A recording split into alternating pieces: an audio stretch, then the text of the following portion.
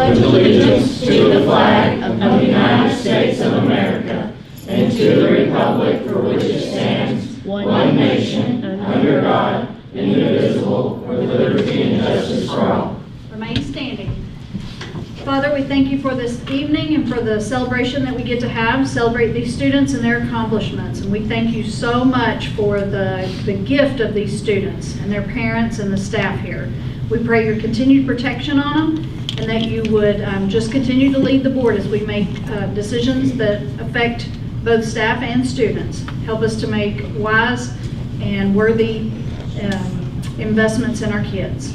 In Jesus' name I pray. Amen. Amen. We will officially call our meeting to order. And the first thing on our agenda is some Cobra Pride Awards. And we are going to start with the senior high. And I believe Mr. J is hiding back there. We're going to do elementary. We're going to do elementary? Okay, good. We're going to do elementary first. So, Ms. Curry, would you like to come up? And Mr. Jackson? Yeah, and Ms. James? these are our two sponsors, so they were going to announce our kiddos. And I'm going to take pictures and say he's not here. Yeah, tell us about, Yes. tell us what we're doing. Tell us what happened at Beta Convention. So we had our elementary and junior beta convention on January 18th and 19th. We had lots of competitors, and these guys that are being awarded tonight had first through fifth place, and they will compete again at nationals this summer in Louisville, Kentucky. Wow, So, very good. when I call your name, you're going to come up to the board for Miss James, and then we will take a picture. Yep, stay standing right up here in the front. Is there, with the number of them that you have, I don't want to interrupt, but is there some, like, can we do them by place or something? So, because I don't think when we get them all up there, we can get a picture. I don't think all of them are here. Okay. We could do like the academics together and then the visual. Okay. Yeah, Okay. kind of stuff. That'll work. Yes, Yeah. please. I just want all the kids to be in the picture. Yes. So first is River Ham. He placed fourth in fourth grade math. He is not here tonight. Ononava, fourth grade Spanish. Anthony Briggs, third place in fifth grade math.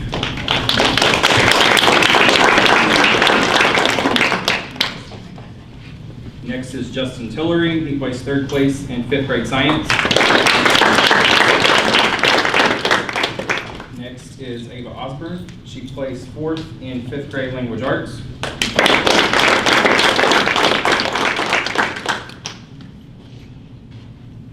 And those are our academics.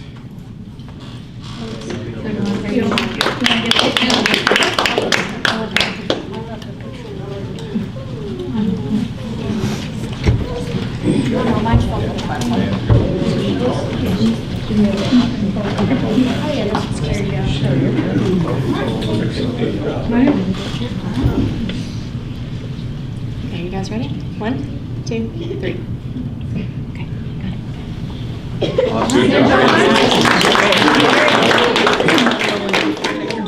Next is our groups. Miss Layla Burks for third place in club trading pin. And she was the one that designed for our whole club, for our club training pin. So it is just Miss Layla. So if you want to get a picture. Yeah. Layla. That normally is a group. Yeah, that is normally a group thing, but she took it upon herself this year. So. Wow. And that's awesome. That is awesome. Good job. 1, 2. Good job. Next is Willow Wiley. She placed fourth in sculpture. She's not here.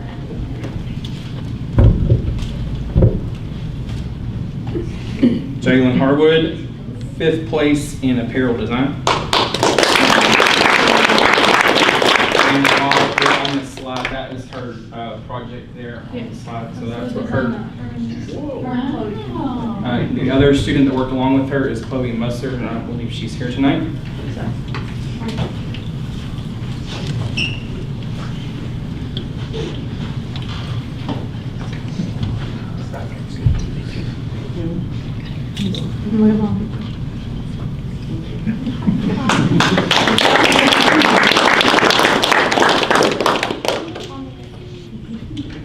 Next is our photography group. Miss Portland Hunter placed 4th in color photography.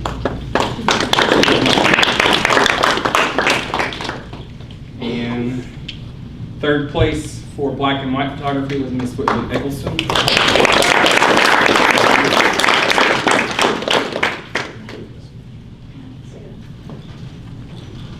that your photo up there? That is her This one photo, that yes. she's holding is very good.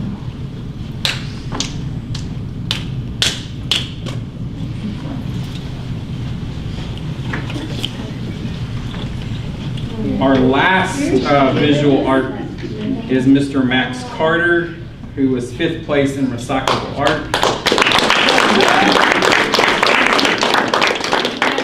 And I love his tree. It was my Christmas decoration. I kind of miss it now. And when you drop it, you can put it right back. That's true. I've done that a couple times. Good job, man. Very handy. Next is our Quiz Bowl team. I want to talk about them for just a second. They competed against 5 other schools. I got to watch the 3 rounds. And let me just say, the questions they asked, I did not know half the answers to, so I'm impressed with these guys. The first round they beat Harmony Grove. The second round they lost to Park Magnet by 2 questions. Okay. And the 3rd round they beat Nettleton Steam by 100. I think it was 140 to 20. So they looked them out of the park.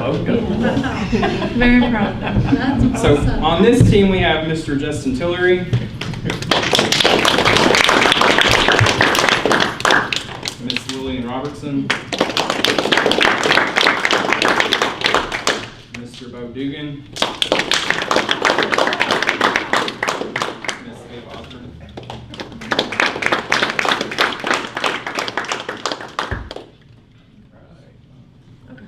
That's it.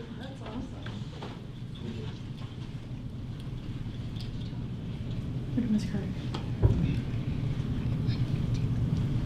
Got it. Awesome, y'all. Good job. Next is our marketing communications team, Mr. Kipton Ford. And they placed 2nd place, by the way. Miss Whitley Eccleston. And Mr. President Jackson Gray.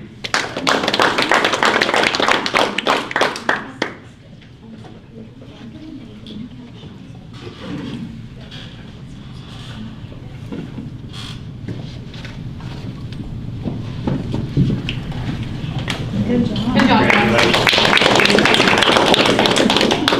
And the last awards that we have are for our performing arts group.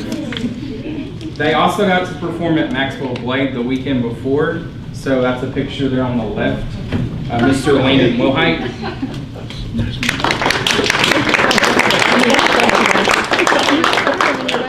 Mr. Colby Cameron.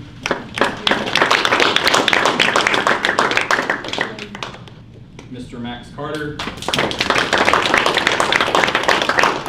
Mr. Jackson Gray. Mr. Owen Yingling was their stage assistant. He's not here.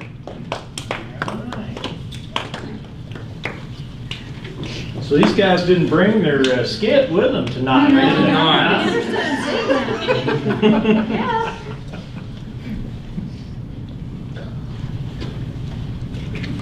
Awesome job, guys. Good job, guys. We also had, our club was awarded with the Gold Key Award, which was 10% growth, and that's a picture of me and Miss James with that award. We decided we need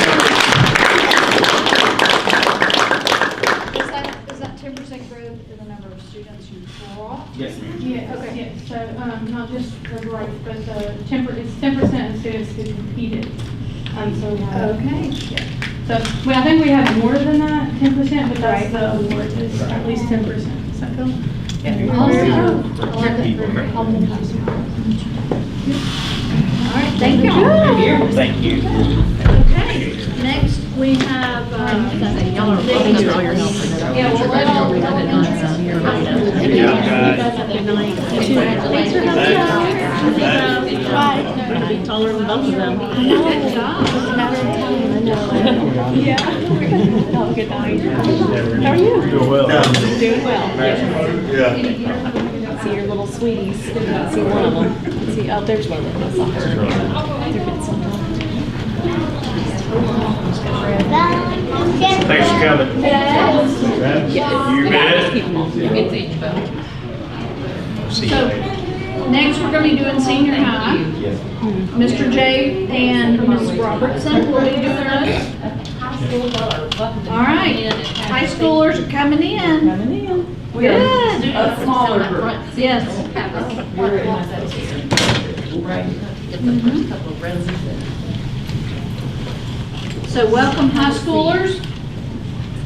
We want to hear about the good things that happened with y'all at Beta. Yeah, so we went to Beta State Convention at the end of January, and I took about 30 kids. And our academic game is very strong. Most of these kids placed top 3 in the state for the academic test that they took. And so we wanted to for sure recognize Yes, that. absolutely. All right. So our first one, I think we have a couple representatives. I do have several kids that are sick, so they weren't able to come. For freshman problem solving, 4th place, I have 4 kids in that category, and one of them is Addison Moore, and she's not here. The other one is Miranda Psalm.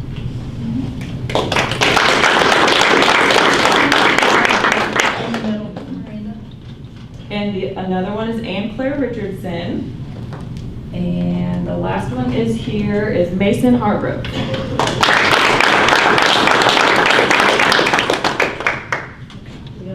Are we doing pictures? Yep, with each Okay. group, yeah. So do you want to get in there with them? You want me? Yes. Oh, Oh, sure. yeah. Ms. Robertson? She's a slow learner. Got it. Good job. Good job. Freshman problem solving. Awesome. All right, and then our next one is Celeste Ray Garibay got 2nd place in the spelling bee. Am I in each one of these? I should have done my makeup or something. You should have. I should have.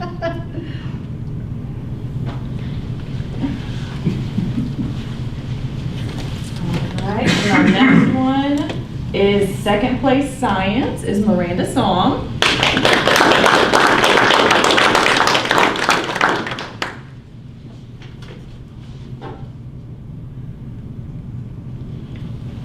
Awesome. Good job, Miranda. Thank you.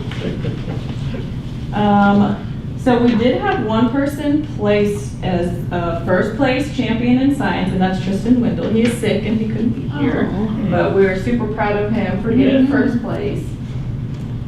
And the next one is Troy Riggs, got 3rd place in math.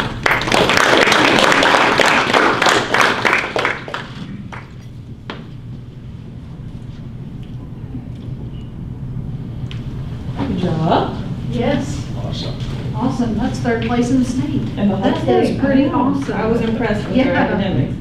Okay, so this one is for biomedical health science, and Caleb couldn't be here either, he is sick, but he got 3rd place. And Yessie Morales got 2nd in Spanish.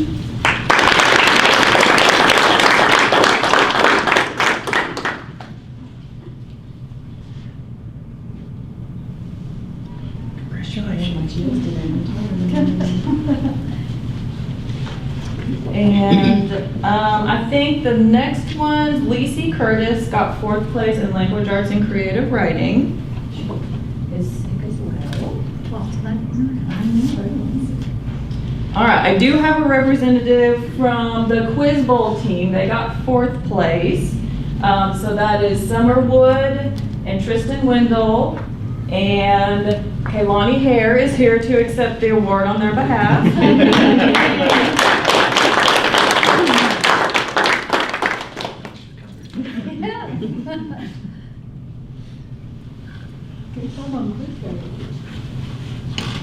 And Lacey Curtis was also in that group. And then Annabelle Kremarenko got second place for visual arts, and she did mixed media, which is you can use multiple types of mediums for your art piece. And what did you Very cool. use? Just out of curiosity. Acrylics, pen, ink, a lot of stuff, like a lot of papers on it. Okay. As much as I can put on there. I should have put a picture of it. It was a Yeah. beautiful owl picture. Okay.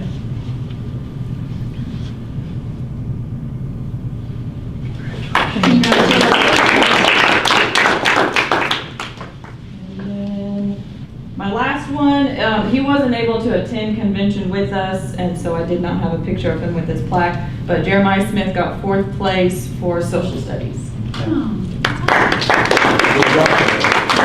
very good. That makes us really proud to see all the awards that y'all get and the hard work that you put in, so we're proud of you. They've done well, and most of these are going to go to nationals with me this summer in June, so Oh, hopefully fun. bring home some more hardware. All right. Yes. Good luck to Good you. job. Thank you, guys. Yeah, thank you, Ms. Robertson.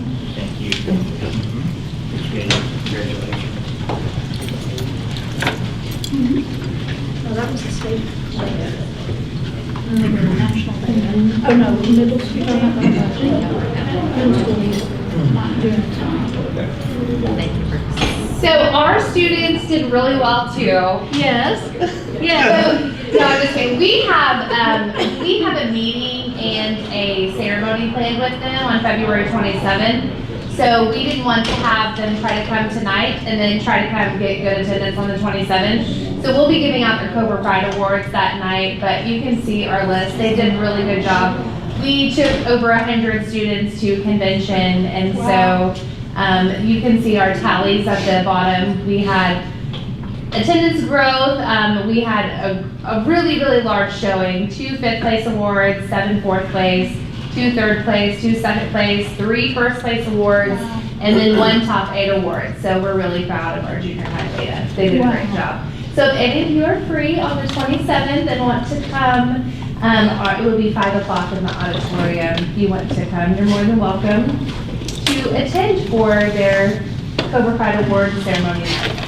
Thank you. Yeah, thank you You'll all. be in the auditorium. It will 5 p.m. 27th at 5 p.m. Mm-hmm. Yes, and all their parents will be there.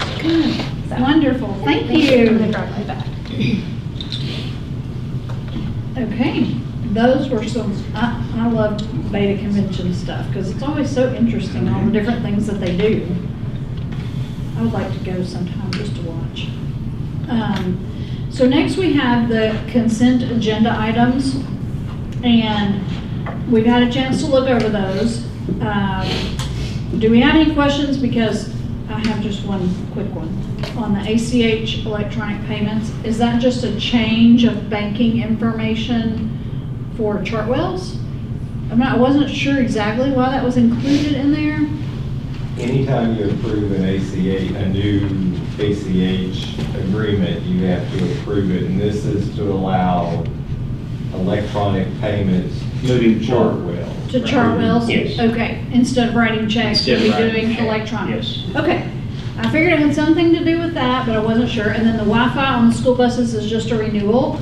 My only question there was, do you know how that compared to last year's? I didn't have time to go back and dig around and look. As far as comparatively, when you say last year's. Expense, has it gone up significantly? Not, I haven't been made aware of a real increase in terms of the overall amount Okay. comparatively year over year. And we're equipping, I believe, Look like same number of buses. 22 buses, I think. Yeah. The biggest thing that I would say there is as we continue to move forward, to be a shifting of how allocation of federal expenditure back to local effort when the ESSER funds run out. Right. Okay, any other questions on the consent agenda items? If not, we're considering them approved by unanimous consent. And let's move into the superintendent's update. Dr. Murphy, you want to talk about our balances there? Balances at this time of the year are up slightly. There is a discretionary difference between ending balance of all funds and total funds year to date. Talked to Tanya about that today, and that is due to when the bank reconciliation occurred and the journal entries that occurred within the month of January. Everything does balance accordingly, so, but it does show a slight difference there. When you look at expenditures on the year, really running pretty much on track. Midway here, you know, including January back through June, we're right at 50% of the overall property tax collection. Should be able to get close to the completion of that with the when we get into the spring of the year. Salaries and benefits currently right at 50% as well. So really, as far as district expenditures and revenue, kind of running in alignment with the budget. Okay. Really, the next item probably could impact the budget the most. And what I did there, I sent you guys an article, kind of a summary article after the governor made her speech as it relates to the LEARNS program and then the intentionality behind that. She is really wanting to not only support education in Arkansas, but take a harder look at education in Arkansas as a whole. And you know, when you look at this initiative, it focuses on. I'll go ahead and open it. Yeah. Mr. Campbell has it open there. But the first section, I kind of mentioned to you guys early that I am an advocate and always have been for early childhood education. Some of the intentionality behind this might be realignment of education and place that under educational services versus the Department of Human and Health Services. So kind of shifting where the money is distributed. The programming there is to try to support families between the age of birth and 4. There's not anything in the initiative that kind of sells a, you know, there's some pilot opportunities, but I don't foresee any huge push for mandatory pre-K or anything of that being a component of this. It's really supporting parents between birth and 4 years of age. And along with that, of course, define kindergarten age readiness and then try to position students to be more ready to engage at kindergarten in a positive manner. A higher percentage of them anyway would be the intention behind that. Heavy emphasis on literacy. Probably if you had to opportunity this weekend, the new education secretary that was appointed by Governor Sanders, roughly a week into the job, you know, that was one of her first things along with the executive orders that I shared out in January. But he comes to us from Florida and is the new Secretary of Education, which oversees the Department of Elementary and Secondary Education. So all the public schools K-12 oversight would be through him. He was on over the weekend kind of talking about portions of the initiative. You know, trying to provide some clarity in the context of retention, but retention is a component of this at grade 3. You know, multiple years of retainment is not the intentionality behind this initiative, and so that's a few things centered around literacy. Of course, additional literacy coach support. I don't know if that will be directly from the department or whether that will be in connection with our Dawson Cooperative, Arch Fork Cooperative. You know, you have multiple cooperatives throughout the state that support teachers in professional development. So in the context of that work, that's a little uncertain where these 120 literacy coaches will come from. The other thing that we have to remind ourselves of is we are not at a critical need level yet, but there is a teacher shortage, not a teacher surplus. Some of the intentionality behind that, whether it be career readiness, tutoring, transformation of schools, training and support, There's some areas that are going to affect education in ways that we will have to kind of rethink the delivery. You know, one of the things that I've kind of asked Mr. Campbell to do here is begin to formulate just the curriculum that we have, and we've tried to have our principals go through and identify that and make that a part of the building level reports. We've had some conversations around curriculum. I think we'll continue to hear conversations centered around curriculum. But there is a lot of some moments in time where educators will have to take notice on what thou shalt and thou shalt not teach. Quite frankly, when you look at the LEARNS initiative and some of those elements, it does take a deeper dive into some restrictions, also instructional materials.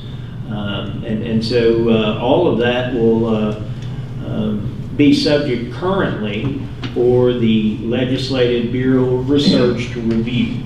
So all of this information that you're viewing right now has been handed over to and is being analyzed to determine what statutory changes could be made, how many of them would be aligned solely in the state, how many of them potentially would violate federal law, and really analyze this from a state and federal law perspective, and what is in there that potentially could be constitutional in nature. So you have really three different arenas that they're trying to look at the legal ramifications of this. You know, educator workforce, we're trying to run some base level numbers right now on taking our minimum salary from $41,000 to $50,000 would be the new state minimum salary, and what would be the overall cost of that. It's anticipated it would probably cost a little over $1 million reoccurring money.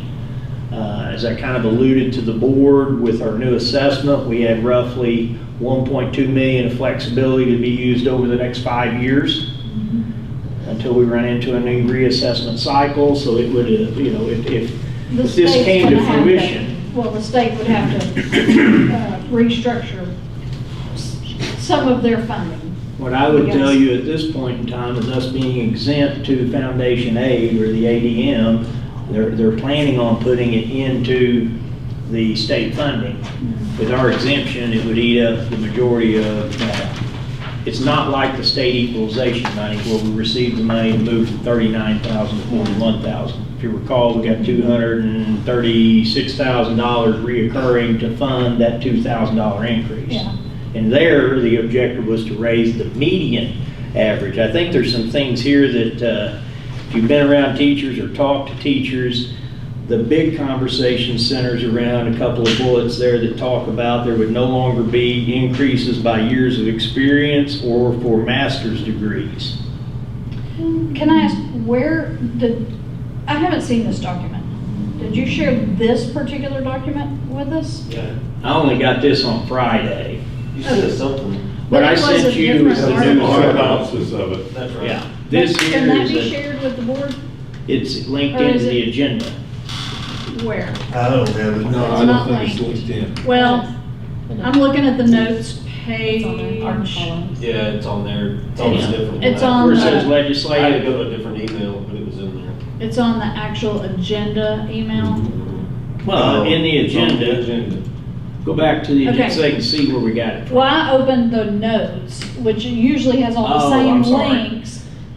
So it wasn't linked in. It wasn't. Yeah, I was in on the the notes too. It's not on. So in the agenda sent out to the public. There it is. Arkansas Okay. Learns, I have that in Okay. there. I Perfect. did not go ahead and put in all of the other education-related bills. There is some other bills through ATRS and some other entities that probably are closer to becoming law. This, what I've shown you tonight, is really a generalization of each of the talking points that have been considered beyond the poster. Originally, you might have saw the poster during the meeting. What I've got here, and I received this on Friday, is a much cleaner version. And I'll be quite honest with you in the context of this, it's been a little bit of drinking from a fire hose as it relates to trying to keep up with where it's going.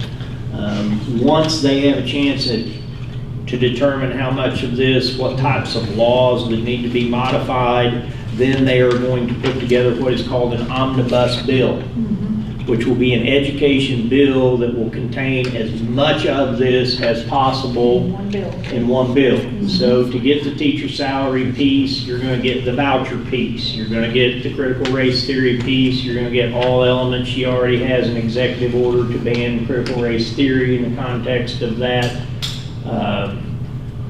So in a general sense, we just need to know that this will probably be the education bill. There's going to be some other bills that are minimal. Representative Warren, for example, has a bill where you could reside if you had property in 2 districts on the farm, you could go to either district. Currently, the majority has to be in a certain district, and then you got a choice into the other district. So there's some other things that I think hold merit as they're being moved forward, but they're being moved forward individually. Anything you see on this white paper here is going to be a part of this omnibus bill. Unless it's researched out. Unless they take it out. Unless they research it and it violates some other cross. Well, and it'll also go before the General Assembly, and it'll be determined whether the votes are there available. But, the Education Committee is not meeting with a high degree of frequency because they're waiting for this omnibus bill, because this could take up the majority of the available revenue. Yes.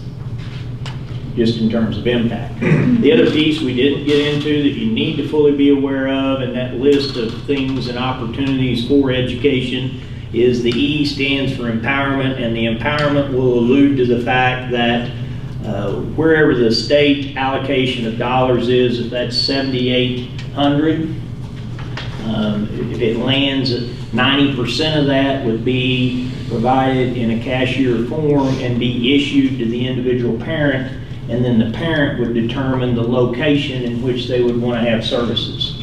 So probably in Fountain Lake's situation, the only way I could see that working is the state gaining access to the first 25 mils of uniform rate of tax, and then redistributing that, and then we would accept the money back based on the number of students that chose to go to the district. Currently, school choice, the district holds the uniform rate of tax, holds the excess beyond the 25 mils, the 7.75, and collects that and then disperses education to the number of students who attend. The allocation of this, if you will, it's the education, what was the name of it, Mr. Campbell, what are they calling it? Arkansas Children's Educational Freedom Account. Freedom Account, that's right. The Education of Freedom Account is what's being alluded to, and currently it's being written in a manner to where you can take that same cashier's check, take that to Christian Ministries up here. If they're willing to conduct a certain, according to this, they're going to ask that they participate in state assessments. It not only is available for a public school to public school transfer, it would also allow for a public school to private school paid transfer with public funds. And it will also allow for a public school to homeschool paid for with public funds. So as I kind of alluded to, the Wild Wild West in the context of distribution of finances for public schools, it really is an unveiling of kind of a new frontier of how schools would function. A lot of the phases would fall in the context of law, a bill written in an omnibus fashion, a bill passed by the General Assembly, signed by the governor, and if it has emergency clauses, it could be enacted July 1. They talked about the voucher that could be potentially phased in over a 3-year period of time, but once it's approved by law, then it is then moved to the Department of Education and is then mandated by the schools to implement. And that's starting in a phase of 3 years, like 23 and 24. Yes. Eligible students or right. That. Right, and so they would probably look initially at either the F schools, lowest performing schools in that context in terms of triggering eligibility. that's all to be, anything I say to you at this point on how they select and who they select would be solely speculation. But I would agree with your statement, it looks to be tiered. That by a 3-year window, all schools in the state of Arkansas would have the same choice with the same level of funding. What am I missing there on that you want to add? No, You've had a chance to. You've got it. It's, until it comes out of the Bureau of Legislative Research, we don't know what it's going to look like. And then it has to go before the committee. Yeah, and then. But the committee is made up of the majority party for the state, and they're in the same party with the governor, so. This is, I would tell you that this is whatever going to gets move. This is not going to be something that dies on the vine. No, it's not. It's just because of where things are at currently. You know, the governor also gave a Republican rebuttal to the president's speech. So I do believe that there is strong support to support her in being, if she's choosing to be the educational governor, there's going to be major educational reform occur in her first 4 years of office. And, you know, I'm all for that. I mean, as we've sat here around this table discussing the education of our kids, we have talked about the fact that something needs to change. I mean, I'm not saying all of these things I agree with or don't agree with. I'm just saying I'm in favor of some major changes because we've got to we can't just keep doing the same things we've been doing for 20 years and expect our students to suddenly perform better and be, you know, we have to shake some things up. So, you know, I haven't had a chance to read over all of these bullet points, and I'm sure there will be things in there that we won't be too fond of. Right. But the only other thing that I don't want to, I need to speak to, because teachers would feel as though I might not be speaking to it, is there is a element in here for repeal of teacher fair dismissal. I saw that. So I posted, I've linked this in, most importantly, because this is the latest summary of potential talking points that could go into the bill. And then with that, we already met this, I received this from our local representatives at a legislative council meeting on Friday. So we got together Friday with them, they handed this to me, and then I went ahead and linked it in the agenda just as soon as I got a hold of it. It's no secret, this is what's out there. Right. These are the things that are being reviewed currently, and a bill should be available for review latter part of this week. By mid next week is what she's pushing to have something for a review of. Good. So we can be able to see it. So, I don't think we should panic. not at this point. At this point, you I think know, it's, it's got to be reviewed, it's got to be, there's just a lot in there to digest, and I'm appreciative that we have that out there for everybody to look at. Mhm. You know. And it's linked in your notes now. Okay, good. All the links are live on Thank both you. documents. Thank you. Sorry. No, I appreciate that, and, you know, the board will certainly be reading over all of this because it's 8 full pages of bullet points. So it even addresses, you know, school board. There are things related to school boards. So, you know, we'll review all of this. No need to panic. I don't think, you know, our way of life is going to change Well, it would depend on, immediately. it would change dramatically if all 8 pages of that are put in that bill, I promise you. I mean, Yes. because it even goes to the point of how we hire, role and autonomy of the board, and so there's some, it's a significant Shake. bill that, yes, definitely. So before we overreact to it or not react to it, I think we need to be patient and see what the additional Reading. information is. I think people just need to be aware that these are the talking points Yep. this time.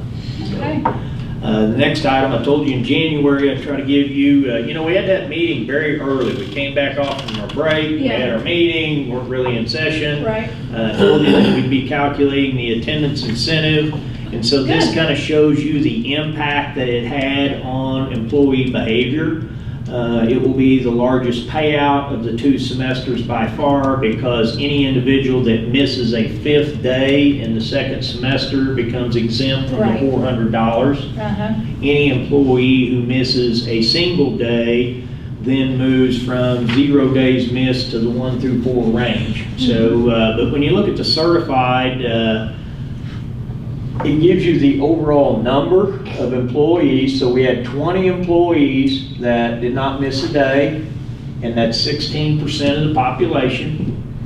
As far as the yellow portion, we had 56 employees. If you recall, we had a range of 1 to 2 absences. We moved that to 1 to 4 absences to keep people in the mix of that. And we heard a lot of conversations around attendance, which is what we were seeking with this process. And so with that, 43% of the employee base was able to achieve the attendance in that realm, and then 41% of the employees were unable to achieve that and did miss 5 or more days in the first semester. So that kind of gives you an idea of where we fell out on the certified side. On the classified side, somewhat similar. You had a few more with, I think, 23 total. Now you have a smaller classified population, so you had a higher percentage of individuals that had perfect attendance. Good. You then had 18 employees, which is 32% of the population, that was in the 1 to 4 day range, and then missing 4.5 days or more, 16 employees at 28%. So that kind of gives you an idea of, 1, the investment, and 2, the outcome. And so we'll take a look as we go through this semester to kind of see how that compares to first semester overall.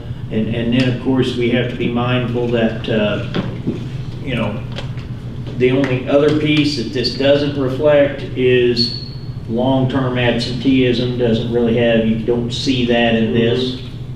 Right. So, And this was already paid out? Was this incentive paid out? checks have been cut. Yeah. Everybody received their money prior to the end of January. I think we cut those 3rd week. Okay. Along those lines. Okay. Next Good. item I have is I had this in consent because it was communicated that I need to bring a bid process to you for, it was 5 years ago, believe it or not, that we entered into a contracted service agreement with Chartwells. So we're coming up next year with what we will do this spring is rebid the process. If you wonder who's other players in the neighborhood, you have Chartwells, Sodexo, Aramark, OPA, our typical food management service companies. They'll all have eligibility to bid. They'll probably want to come walk through our facilities. We'll put together the specification and a request for proposal. They will all bid. We'll bring that back before the board. Currently, we have a strong relationship with the current vendor, and if they come in and bid fairly, then there's a high likelihood that we would recommend to keep that existing relationship. But we are going through the bidding process, and I just want to make you aware of that. Very good.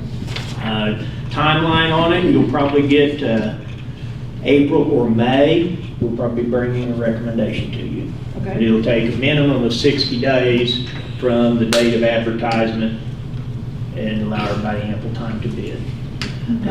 Of course, I don't know if he's even listening tonight. He turned his phone off.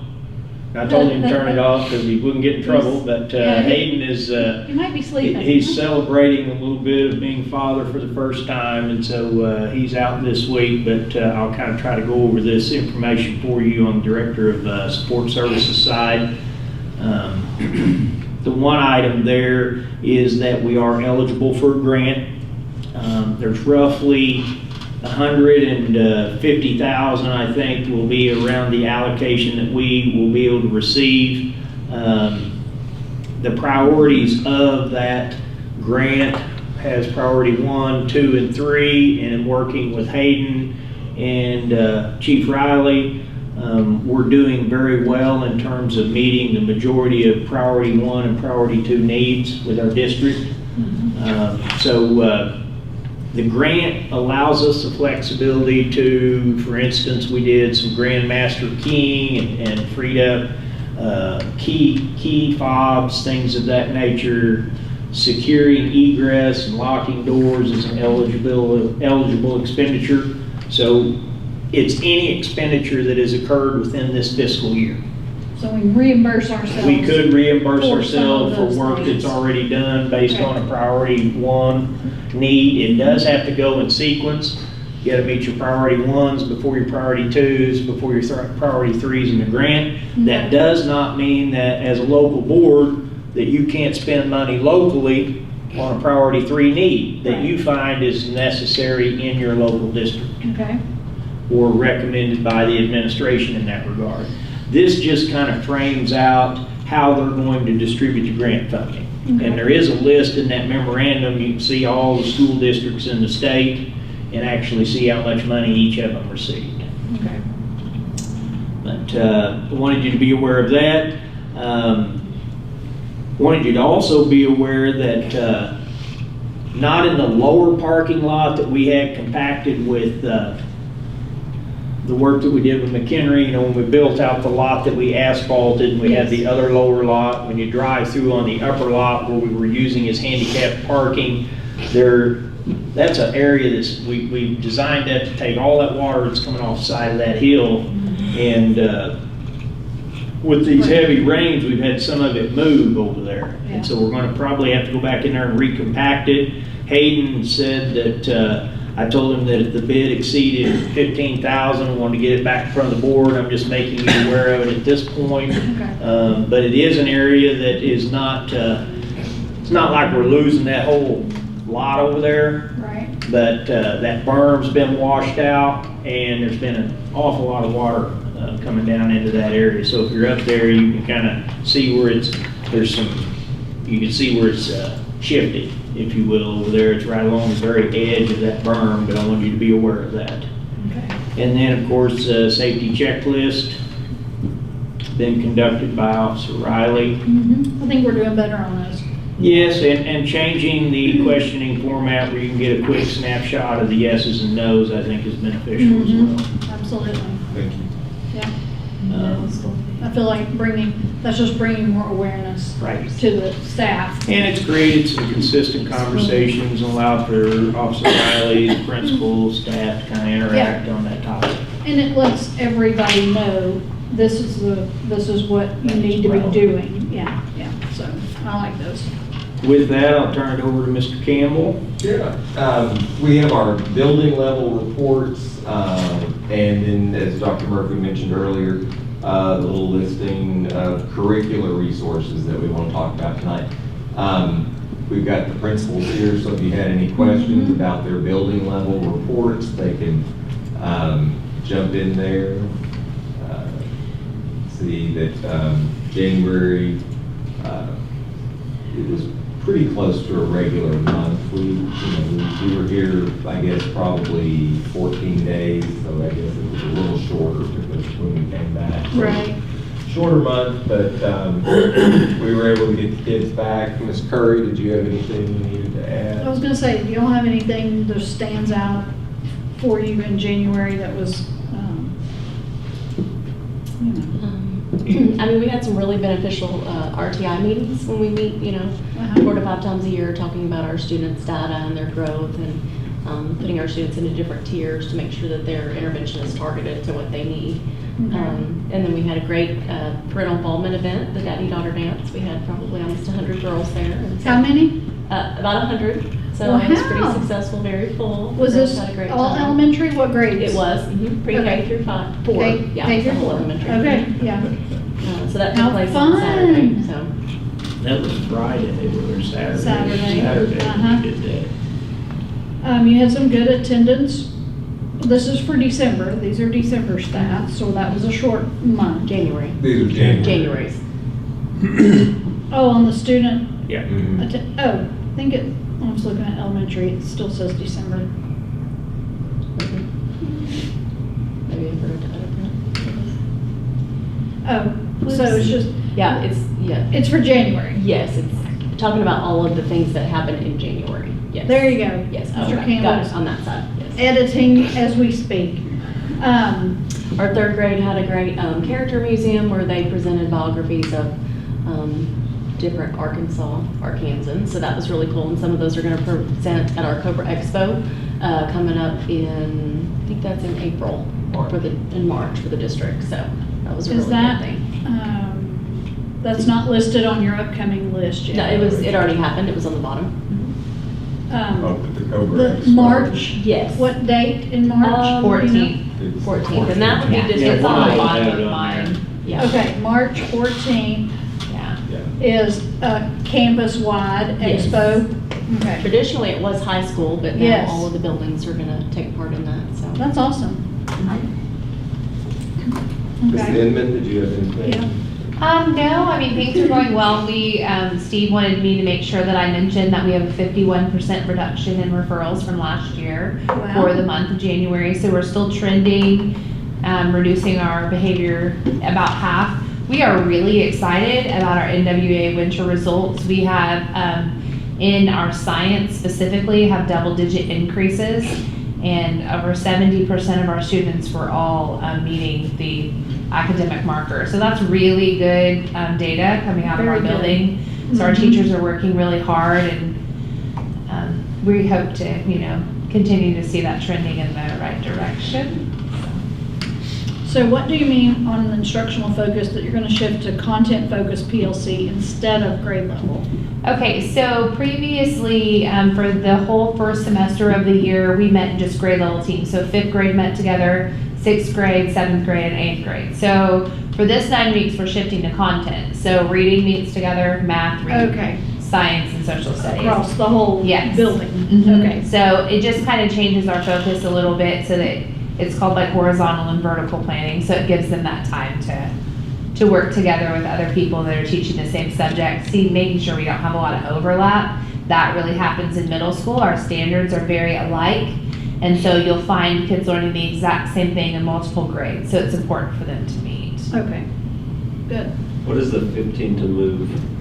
Yeah, so when we went through and dissected our data, we had a really small population of students that were just really close to being on their expected score for NWA. So sometimes when we look at a big data chart, we feel extremely overwhelmed. Right. But I've learned if you can kind of focus it down to something that feels more manageable. So as we went through the data together as a group, I said, let's pick 15 students for this month that you focus in on. You're tracking their attendance a little more, monitoring their assignments, providing them with some additional intervention, just to see if we can get a little more growth out of them.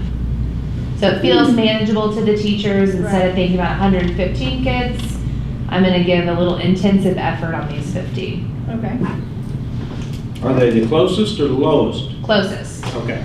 Yeah. So Previously known as bubble kids, but I hate that term, so trying I to just not want to use give that it. clarity Yes. for the board. Yes. That doesn't mean we are ignoring our other No. No. learners. It just Absolutely means not. they're so close and you really feel like with just a little bit of additional support, Mhm. they can be there. To be very honest, especially this time of year, a lot of it's just illness. Yeah. Or, they've missed. We had two weeks off and a snow break, just Right. a little gap in learning. Yeah. Okay, Mr. J, on your report. What jumps out at you there? Well, if you'll notice enrollment, our current enrollment from the beginning of school, we're noticing a decline in enrollment. Kids either leaving or at this point in time, don't know why. What, you So know, from 406 to 392 is what Yes. you're alluding to. so we've lost 14 students. Right. Since the beginning of the year.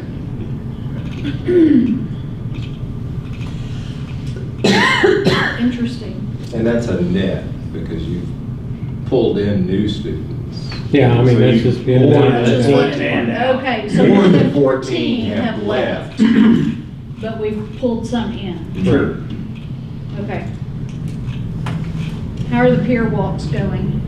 Doing really well. I mean, we're able to get in some classrooms, and we're finally got, I think probably, all of us have been into a classroom to see what others are doing. Mhm. So that's been the first focus on that, is just to get them in the room. Because if you don't know what's going on, it's really Right. hard to have a good conversation. So we've finally got it where everybody has made it into somebody's room, and we're trying to hit 2 and 3 at a time, but they all look different. You know, I'll put the coaches underneath the bus, because when we walked into Mr. Noble's room and he's teaching his college algebra, yeah, they were all looking at me going, "What's he saying again?" So. Well, good, I'm glad y'all are doing this. So then the curriculum resources that we wanted to talk about tonight, just briefly introduce these little documents.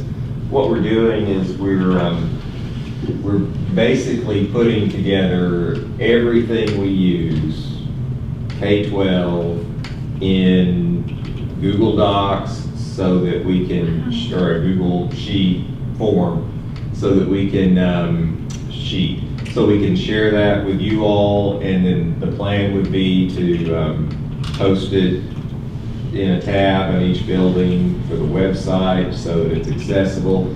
Part of what we know, particularly with some of the executive orders and some of the proposed legislation, is that folks want to know what we're teaching, how we're teaching it, and even more specifically, it's not on these lists yet, but we'll include all of the books Required readings that we require to be read on this list as well, so folks can just see them, because there are things that are, so we can see them. You can see them, and our folks can see them. So we're fleshing this out. It's a work in progress, but I wanted to share it with you.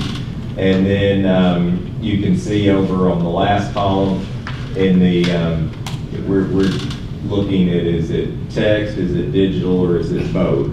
So that you can see that we have that range of options and how we're utilizing those options. So, just generic question, because since we opened up the elementary first, that's a bunch.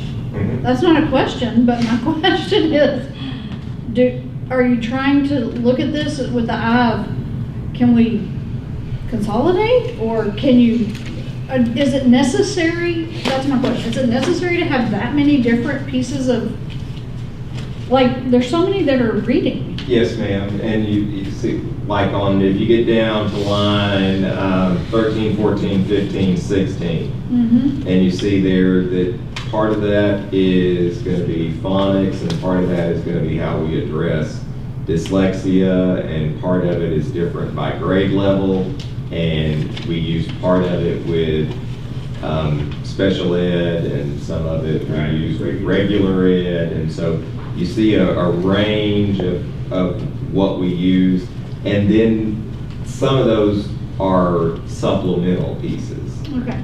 So it's like when they go to their enrichment, or they go to their interventionist, then the tool the interventionist is using is on the list, and it's different from what's being used in the regular.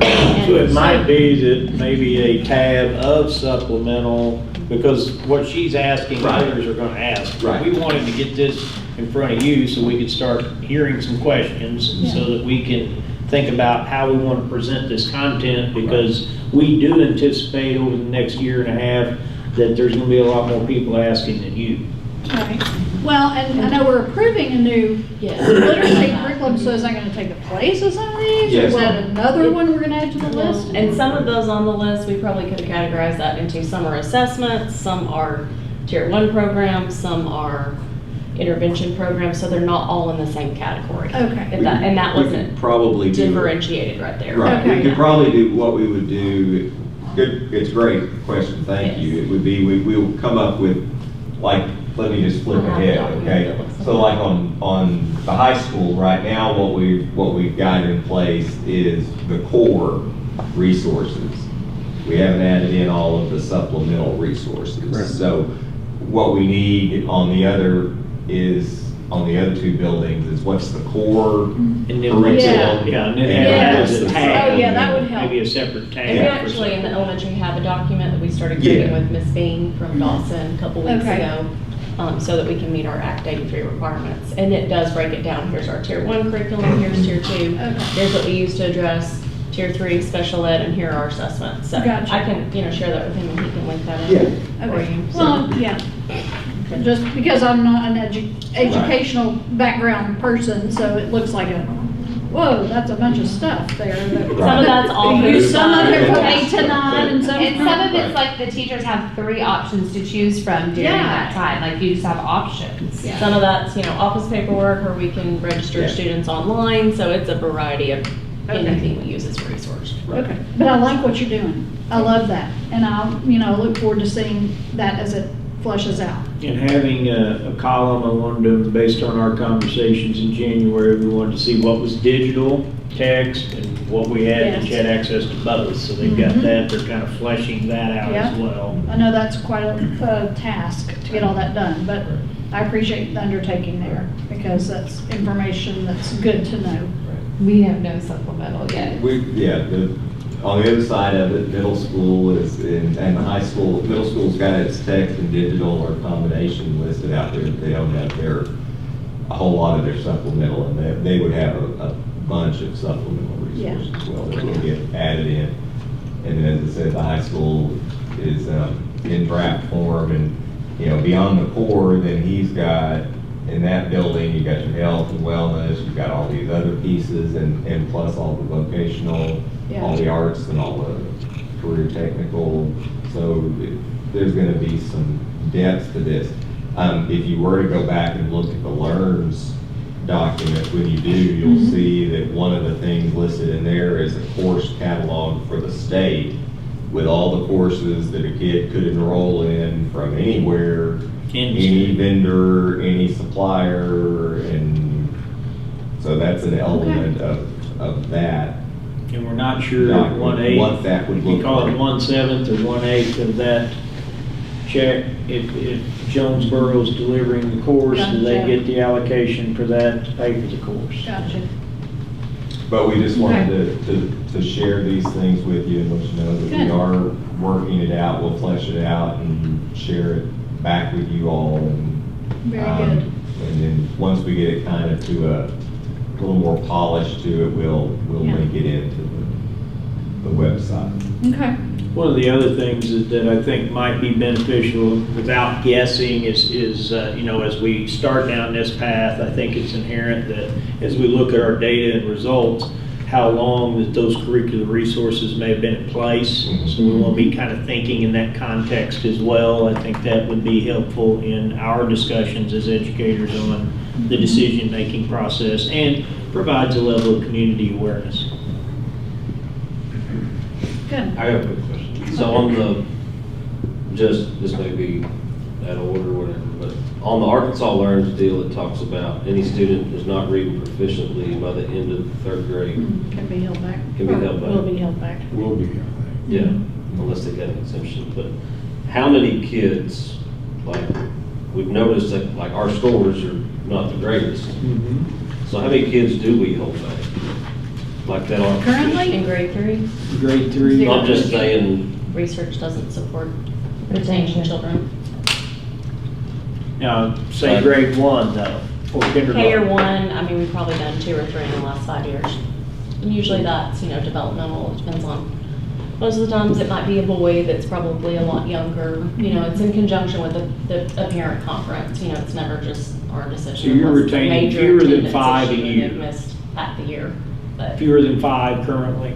sure, yeah. I'm And saying for the if last this time. goes into place, we would retain in a period of years, that's one thing the secretaries did say, is that they would not start a emergency clause retention next fall or next winter. It would be phased in based on the kindergarten age readiness approaches. So I don't know where that comes into play, how long they're willing to wait on the retention. But if we retain based on proficiency measures in the 3rd grade currently, if we have 100 kids in the grade level, we're going to retain roughly 74. In our task force paperwork, it said there's other factors in that too, like what age they started kindergarten, whether or not they had attended pre-K. Right. Like they're taking into the students' Other- cumulative years of Yes. approached education, so there'll be some other factors in that.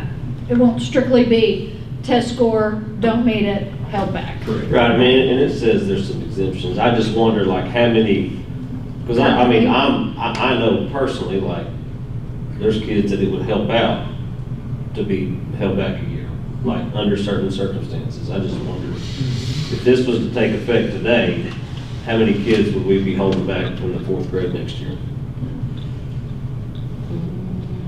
Let's see, we have 100, I don't know, probably 40, Okay, so you're thinking roughly maybe. 40? I mean, I'd have to, Yeah.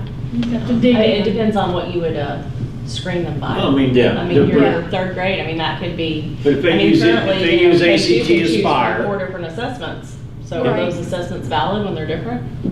So If they I use don't know what ACT they would- Aspire though, Right. at scoring 36% proficient as And a that whole, would probably be and there's 100 kids, that's where I was grabbing Yeah. reason for that Yeah. amount of students. Yeah, in America.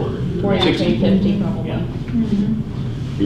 Well, there's lots to. It'd be over there's half. lots to, Easy. Over half, Yeah, yeah. that's just what I wanted to know. statewide. Yes, Yes. statewide, we'll just be found. Yeah, not just We're not us. special. No, I'm not.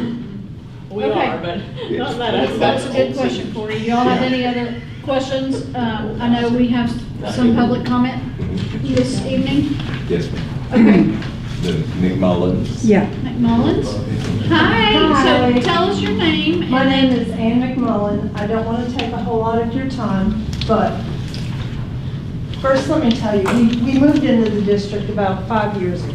We live in the village. We take education very seriously, and I can prove that by my oldest daughter, Uh-huh. Dr. Stephanie Christian, teaching at UCA. Second oldest, Dr. Samantha Christian. She's Associate Dean out at National Park. We have Colton, who is excelling at Hendrix and aims to go on to law school. Cannon is only in the 9th grade. We started getting into the foreign exchange program because we wanted someone in the house for Cannon to, look up to. We hosted Lorenzo Cerulli last year. He was a joy, wonderful. He excelled. He brought out the best in other students here at Fountain Lake. They looked up to him, seeing how advanced he was on his education. We have the opportunity to take his brother, but our policy here at Fountain Lake is they have to come for a full year. Lorenzo was allowed to come in January because of COVID. His brother, Leo, wants to do the same thing that his brother did. And he wants to come over in December, join the school in January through June. Policy says only a full year. When Lorenzo went back, he was behind. He had to take Latin over the summer. He had to take more courses to get caught back up with his classes in Italy. So I understand the parents only wanting to do a half a semester. We looked at him doing online school. Well, because of the time frame, are there 8 hours? 8 hours difference. He can't do that. So I'm asking to please consider making an exception and allowing Leo to come over and enjoy and be a part of what his brother was, and let him come for the half term. When's he also. wanting to come? December. In this coming, he'd come This coming in about December.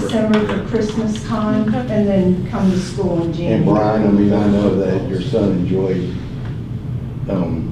Lorenzo being. Oh, we all Yeah, enjoyed because, Lorenzo. Yeah, they all And his did. brother is Yeah. just. the same Lorenzo thing. was a good one. We have become so close to the family. Our ties are unbelievable. His dad is, and I understand too, another reason why they only want him over here for 6 months or whatever.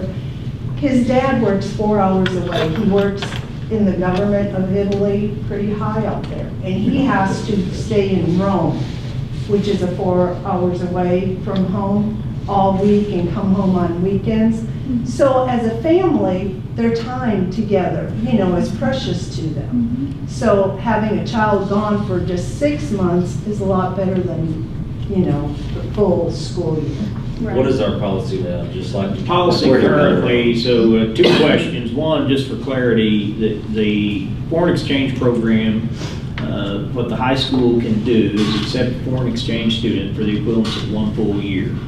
What they're asking for is to have an individual for half of a year versus a full year. It's not at the discretionary measure of the administration. To avoid making a decision tonight or making a decision tonight, my question to you would be, when do you have to notify the agency that you will be taking him at that time? And would we be given any discretionary measure to review this before making a judgmental, because they had no awareness of this prior to you standing up? We've got a couple months. Okay. Perfect. Yeah. So why don't you give us the latitude to do this? I'd make a recommendation to this board that we at least take this under advisement. Absolutely. Have some discussion Yeah. related to that. And then the board can take a course of action or direct me to make a contact and we move that forward, but just give us an opportunity to reflect on it. I would appreciate that. Yes. Yeah, I've already told the company we're taking him regardless. You know, if we can what I would have to do is drive him to another school district that would take him part-time, because there are several that will. Take him a half a year versus a full year. Yeah, and I know the. Bryant being I one don't- and House Springs being another. Yeah, I don't want to do that to him because he wants to experience what his older brother Yeah. did. Do we have your contact information? Yeah. I'm sure we do, Yeah, Willie related does. I to mean, several kids at Lorenzo's. school. Yeah, Willie. okay. I know our kids loved him. It was a great experience. And I got to know him. I think it's a really neat program. But we will take that under advisement. Yes. And we'll have some discussion amongst ourselves. We'll pull the policy and kind of review it and then get back in touch with you. Is that Appreciate okay? it. Thank you for All right. your time. Yes, Okay, thank thank you. you. Thank you so much for your patience and waiting to get out there. I know we had a lot of stuff there, yeah. But thank you. Thank you. We appreciate you. Listening to the news about all the. I know. Well, it's linked in the agenda. You can always pull it up and read it. I Yeah. plan on it. Yeah. Good deal. Thank you. I'm heading out. Okay. Y'all can handle those. All right. Okay, do you have any questions? on No, any of it? no, I'd made sure before that if I had anything, I would have stayed or brought it up. So. Okay, okay. Good luck. Thank you. All right, so Lloyd, are you reading the motions? All right, so. New business, item yeah. 4. Yeah, To adopt the attached proposed budget of expenditures with tax levy for fiscal year beginning July 1, 2024 to and including June 30, 2025, and to approve the related sample ballot. Motion passes or fails. so this is not really our detailed budget. This is an overall budget that we have to do to be in compliance with the state's requirements that we publish this. And Gives us a general understanding as to the amount of expenditure, how much revenue needs to be generated. We're authorized to levy 34.8 mills. right, This gives you a framework for someone listening in, gives you a framework of expenditures and the needed projected revenue. In order to facilitate that, Arkansas state statute requires that that levy be on the ballot on an annual basis. Yep. If that ballot language fails this spring, it would refer back to last year's levy. Last year's tax levy is the equivalence of this year's tax levy. yeah, wouldn't change No, anything, it'd but. still be 34.8. So this is more a technicality than really accepting a budget, as in a really detailed budget that we've all talked It about. requires us to approve this so that we can send the minutes to the county so that they can place this on the ballot so that we can secure the language for the levy. Okay. Any questions? All right, so the motion is to, let me get back over here to the next page. Adopt the attached proposed budget of expenditures with tax levy for fiscal year beginning July 1, 24, 2024 to and including June 30th, 2025, and to approve the related sample ballot. All in favor say aye. Aye. None opposed. Motion passes 3-0. Next item is to adopt and purchase the CKLA literacy curriculum for Fountain Lake Kindergarten through 6th grade English Language Arts curriculum, approximately $115,000. That seems really inexpensive for curriculum. I've known some that were like $500,000 for a curriculum. It runs about between 12 and 18,000 per grade level for 5 to 6 class groups, depending on what we set up. It's a mix of online with some print resources. Ms. Curry and Ms.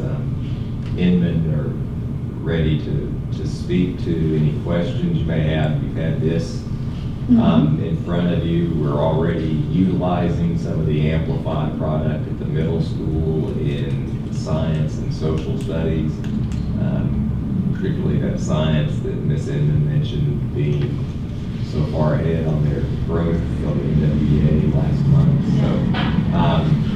So pairs well with our phonics program that we're using. We have 2 links down at the bottom, and I've got them pulled up, the Arkansas Ed Report links, which will show you that the CKLA product is in the green for the state as far as the approval list, being on the list as an approved curriculum for our RISE program in the state. Ms. Curry and her team visited Bryant and Hoxie, 2 places that have been using it and have seen growth. And so we've worked with our National Institute for Excellence in Teaching representative to kind of ferret out some of the pros and cons, and she referred us to the Hoxie district, and she also had a school in Shreveport, but we just couldn't match up our schedules to get down to see the Shreveport school, though it would have been a shorter drive than the Hoxie drive was. So Now this will eliminate. This will replace the reader's workshop and the writer's workshop. K through what? K through 6. And then actually 7 and 8 will also be adopting an Amplify product for its language arts curriculum as well. So this is going to impact K through 8 ultimately. This is K6, but we're going to be making a modification in 7 and 8. I'm just trying to. Yes. Yeah. It get just some makes clarity something there. different. So, Right. But what tonight, we're just looking at the K6. Right. and I know y'all done a ton of research, but when I was reading through this, there were a couple of words that jumped out at me that I don't know what they are. So if you can just tell me in a not, in a layman's term, so to speak, I noticed that the philosophy of this, it talks about closing the background knowledge gap. What is background knowledge? Is that something that's easy to? It's like, I mean, any vocabulary that a student might have come to learn since they were tiny. So, if you're talking about baseball and the famous baseball players, and you have a child that maybe came from poverty that has no knowledge of what a baseball is, then if he's asked to read a passage about baseball, he's not going to know anything about it. He doesn't have any background knowledge. That was actually one of the examples the site used for us. Curriculum makes a lot of assumptions, and we can't make the assumptions that our kids have been sailing or gone on vacation or know that people ride on a train. So a lot of the things that they see right now assumes that they've lived very worldly lives. Some of our kids have never even been to Chick-fil-A. So it kind of fills that in. So this has a lot of really robust vocabulary. The rigor is really high. We all know kids rise to meet that, if given those expectations. So it's really providing our little ones that have none of that background knowledge, and even on up into middle school, just because of maybe their situation, that it provides them an experience for that through their literacy curriculum. Okay. And as it says up there, incorporating the science and the history, the the literature and the culture all in together, intertwines it so that the things that they do know, they can relate to the things that they are exposed to. Okay. And what is, well, no, it's in the bullet points on the right, the explicit teaching. There was something in there, in that second bullet point on the left on the philosophy, it says the program also reflects the latest early reading research showing the importance of explicit foundational skills instructions. I mean, I obviously know what explicit, but can you give me an example of what they're talking about in foundational skills? Like, what is explicit? So it's all of those phonics and phonemic awareness skills which take you learning letters, letter sounds, putting together those letter sounds to make words. So you're taking all those very pre-primer skills and teaching them explicitly to where the students master them so they can then build on that to learn to read words and then phrases and then sentences and paragraphs, and then once you are fluent in that, then comes when you're ready for comprehension to understand what you're reading. So it's talking about starting at the very basic. This is and being very explicit about what is required to be taught. Okay. So like we have a list at K2 that's certain, this is another acronym, but like CVC words, consonant, vowel, consonants, and those. So maybe LE is taught at a certain grade level, and then your IR is at a certain grade level. So it's very explicitly breaking down what skills are taught in each grade band so that each grade builds upon it. Like Sarah said, there's not overlapping, but that they master those that are required to be mastered before they can move on to the next level. And then the individual classroom teacher has tools that they can use to screen those specific things and know where their gaps are, not just 3 times a year when we take some summative assessment type thing. Okay. It's built in. And how will the training for this be rolled out to our teachers? Right. So there's some free curriculum now that we have on hand, and we're letting our folks, have encouraged our folks, and our folks have jumped on it to practice with it now, see what it looks like. And then part of this $115,000 includes training money. On-site training. And we can decide when we want that. Do we want to use it a while and see what we need to know? Right. Have some of the basics. Yeah. And so because we've done it both ways over the years, and so it may be that we want their people to come in and train a little later. We visited with both school districts administration kind of about that too. So we kind of heard what they had to say, and so. Another part of that, don't you think, would be summer school enrollment, number of teachers that actively engage into our summer programming this year could have a bearing on practice and utilization of this during the month of June. Yes, that's our intent. That's kind of an unknown right now, honestly, as we'll be analyzing the number of students we have, number of teachers we have signed up, depending upon the degree. What we don't want to do is post, we want to have a staff ready to embrace the content, but we don't want to wait a year or longer. They're actually already, when he's kind of alluding to this, those grade level teams are really analyzing this curriculum with the intentionality. Once approved tonight, they know that's a roadmap, and so they'll be doing that between now and the end of the year as part of their team meetings, is what you were telling me today, right, Mrs. Curry? And so then that'll actually be classroom instruction. It'll go from their team meetings to actually using it in the classroom. One kind of neat thing that we've noticed already is, like, for example, Melissa Howard. She's my 5th grade English language arts teacher. Her sister is teaching this same curriculum in Bryan. So the neat thing about that is, like, they feel like they have people they can talk to, they're connected, and that's really nice. They don't feel like they're out on an island alone. They feel like there's support.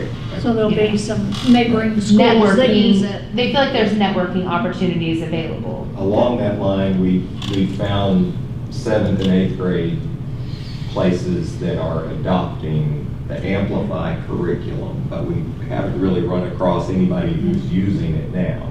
Okay. So we're gonna be in the same boat with the folks, we're gonna be there at the same time at that grade level. But Okay. we feel very good about the alignment vertically. I would say probably one of the biggest pros, not only because it is one of the approved, but there were only about 3 that we could look at. Honestly, there were only 2 that were consistent K-6.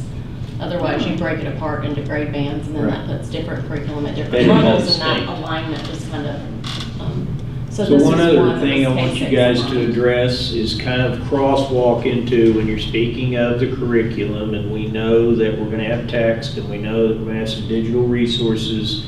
Talk about, we're teaching and we're supporting, and what's that balance look like? Because I know any products that you purchase today have self-help approaches along with teacher-directed approaches or small group approaches. Do either of you want to speak to when you adopt this type of tool, would it be if a student wanted to have digial resource help, is this a part of the curriculum that we're adopting? Kind of speak to that, because we've had some real conversations around is digital replacing direct instruction? What's the direct? I want that conversation before this board. We don't I want can talk about like how it's working for us right now in science and social studies.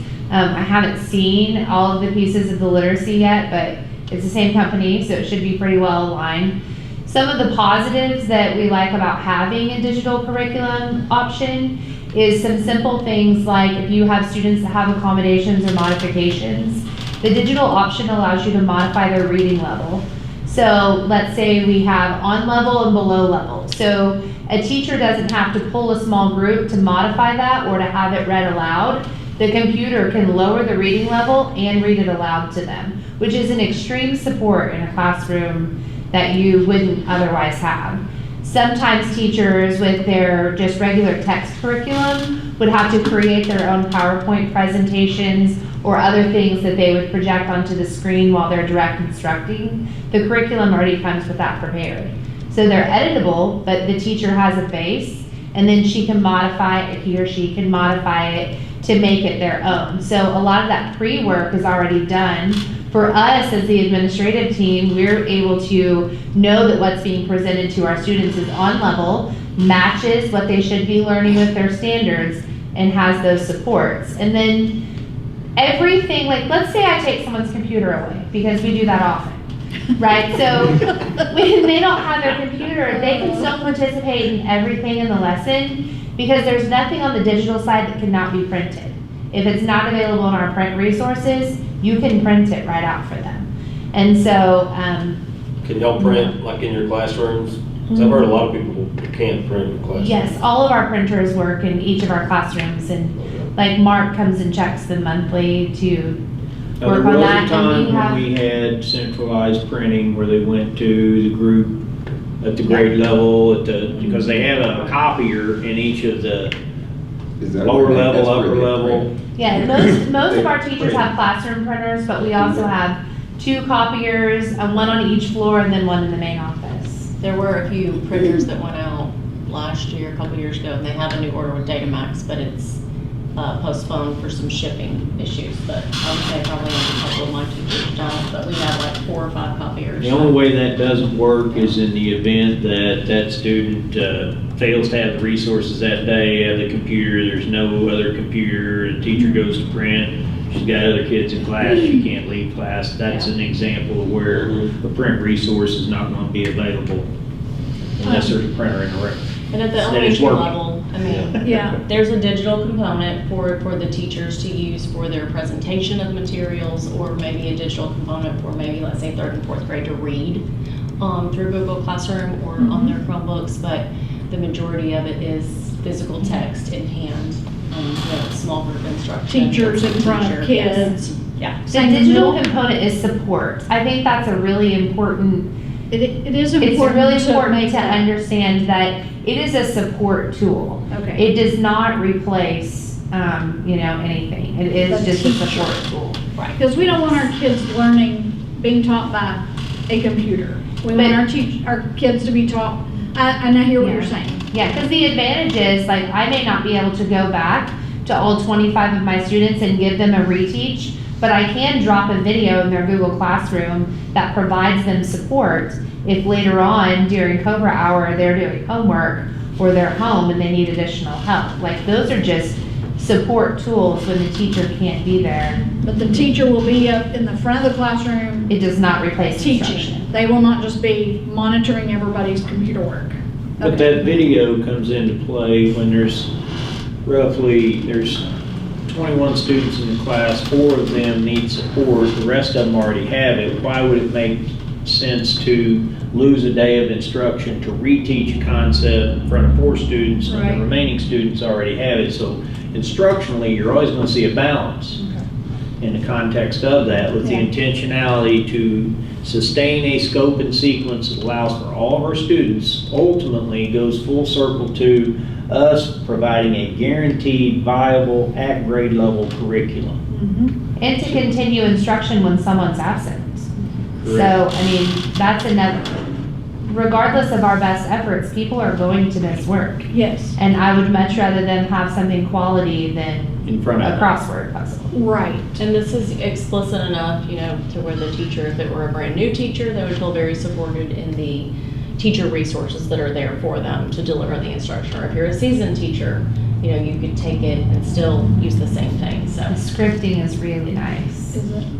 So 2 things I would add. One, you know, we have struggled to gain a level of vocabulary that allows for us to apply and reflect on content knowledge. The other element, when it goes full circle to this, and you're speaking of explicit, something that was not mentioned is the intentionality behind this work. It's not a guessing game to find the word. And so an array of pictures to predict what the word is or what the passage is not a component of this curriculum. That wasn't mentioned, but I want to bring that out because that's been brought to our attention in the past.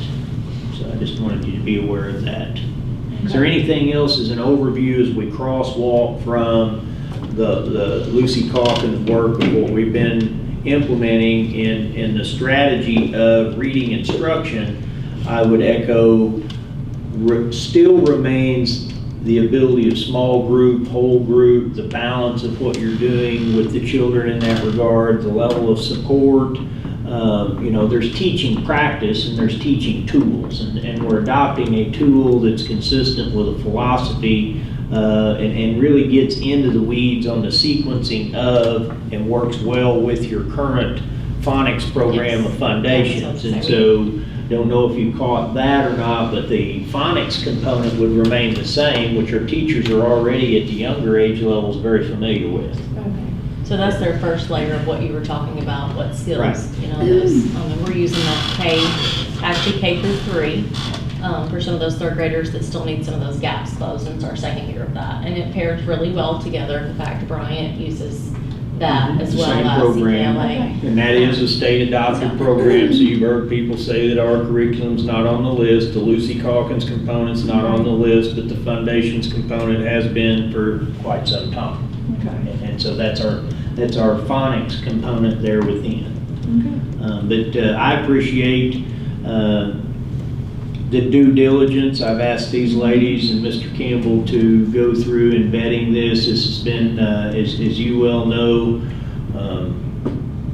it becomes more controversial when results are flatlined and none of us are excited about the results that we hold. But as I told you in January, it's not just the curriculum, it's consistent attendance, it's attendance among staff as well as students. Right. And more importantly, student attendance has been apathetic in many instances. So it's going to take a culmination of things to get the type of results that we're seeking. And the final statement I would make is we have to instill a higher level of perseverance among our students as learners. Yes.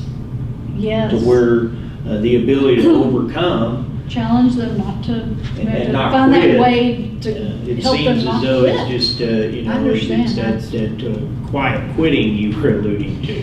Right. That's Well, and so what jumps out to me, the CKLA, content, knowledge, language, arts, and as an old English teacher who took 0 classes in how to teach reading, 0, Right. not required, not Right. taught.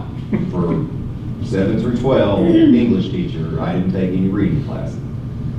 But boys prefer to read nonfiction.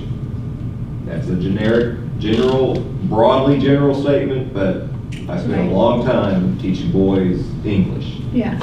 And the cross-curricular aspect of pulling in the science and social studies into the reading, I think will be invaluable to getting our boys to read.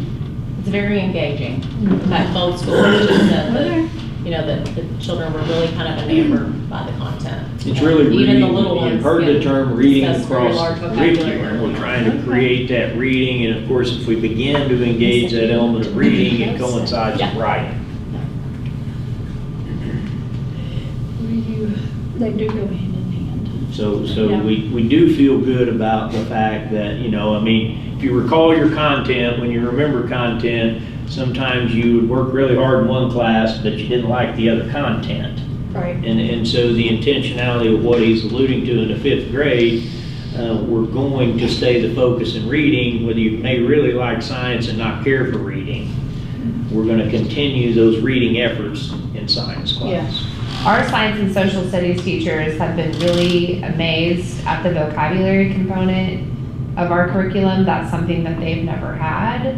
Good. And they're what currently they were using the Amplify, which is a Yeah, piece of and their so science. it's, I mean, so they're testing kids on vocabulary, that vocabulary is being used in follow-up things. So, I mean, I'm very excited. We know we have a huge gap in writing. I mean, that's really what we were very interested to see, how this can translate into writing, because Yeah. that is an extreme weakness for our middle school And, learners. you know, it's just,